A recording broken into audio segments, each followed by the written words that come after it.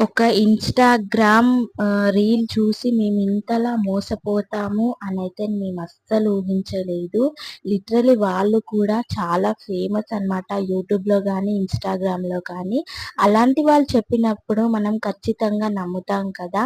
కానీ మేమైతే చాలా మోసపోయామనమాట. వాళ్ళేం చెప్పారంటే ఇక్కడ తాడ్‌బండ్ దగ్గర ఉన్న ముందు షాప్‌లో షాప్ పేరు చెప్పడం గానీ, అలాగే యూట్యూబర్ నేమ్ చెప్పడం మాత్రం నాకస్సలు ఇష్టం లేదు. కాకపోతే వాళ్ళు ఏం చెప్పారంటే, అక్కడ ఏవైనా కానీ మనకి తక్కువకే దొరుకుతాయనైతే చెప్పారు.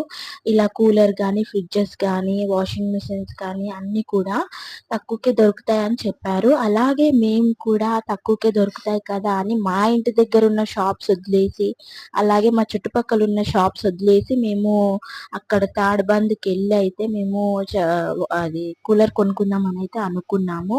ఇంకా ఫైనల్లీ అక్కడికెళ్ళాక వాళ్ళేమన్నారంటే, "అసలు మేము అలాంటి ఆఫర్సే పెట్టలేదు. ఆఫర్స్ గానీ, అలాగే తక్కువ ధరకి గానీ పెట్టనే లేదు. ఇట్లా క్రాకొచ్చినయి అవి తక్కువ ధరకిస్తామని మీకెవరు చెప్పారు? వాళ్ళు వాళ్ళ వ్యూస్ కోసం పెట్టుకుండొచ్చు" అనంటే, నిజంగా మేమైతే చాలా డిసప్పాయింట్ అయితే అయిపోయామనమాట. మేము మా ఇంటి దగ్గర నుంచి తాడ్బంది వెళ్ళి తీసుకొనొచ్చాం. ఆఫ్‌కోర్స్ అలా నమ్మకూడదు. కాకపోతే ఎవరైనా ఆశపడతారు కదా! అక్కడికెళ్ళి అక్కడ తక్కువకి దొరుకుతుంది అంటే 1000, 2000 మిగులుతుంది అంటే ఖచ్చితంగా ఎవరైనా ఆశపడతారు. అలాగే మేము కూడా ఆశపడ్డాము.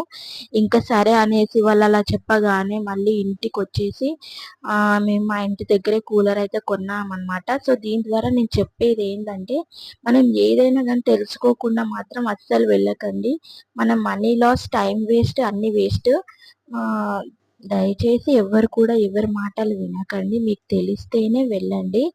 అండ్ ఇలా కొన్ని వ్యూస్ కోసం కూడా పెట్టేటివున్నాయి. అలాగని నిజంగా పెట్టేవాళ్ళు కూడా ఉన్నారు. అందరూ పెడతారనైతే నేను చెప్పను. సరే అనేసి ఇంకా సమ్మర్ స్టార్ట్ అయిపోయిందనేసి ఇంక ఇంటికొచ్చాక కూల్‌గా ఇలా ముంజలైతే తినేసాం. మీలో ఎంతమంది సమ్మర్‌లో ఈ ముంజలు తిన్నారో కామెంట్ చేయండి.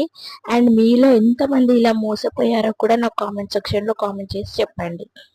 ఓకేనా? మీకు నచ్చిన ఫుడ్ ఐటెమ్, ఫ్రూట్ ఏదంటే ఇష్టమో నాకు కామెంట్ చేసేసేయండి. Thank you for watching.